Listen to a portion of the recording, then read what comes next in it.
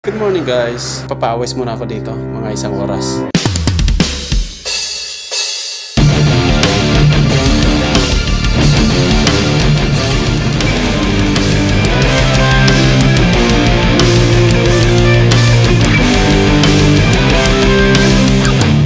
Tapos ay pupunta kami sa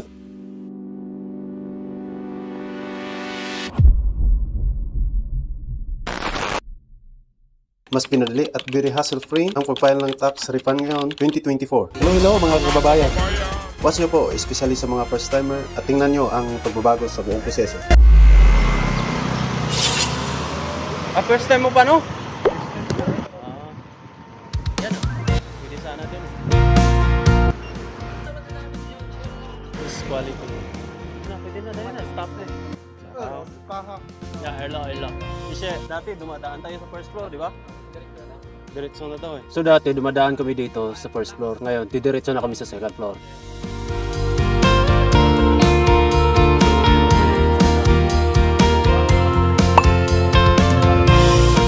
Prepare nyo lang po yung ARC, passport, bank account number, marriage certificate, birth certificate ng inyong mga anak or beneficiaries. Dati ay magsusulat ko pa ng tax statement, ngayon hindi na. I-copy na lang nila yung mga requirements, titingnan nila yung database record mo. At halimbawa kung nakalimutan mong dalhin yung passbook or bank account number or health card nakalimutan mo or ARC nakalimutan mo, basta may picture ka na ipakita mo lang. Pero dapat sa susunod, dadalhin mo lang din. Diyan lang mga igan, napakasimple at napakadali. At para may guide ka at di mo makalimutan, pwede mong i-screenshot to. Good luck and happy tax filing! Bye-bye!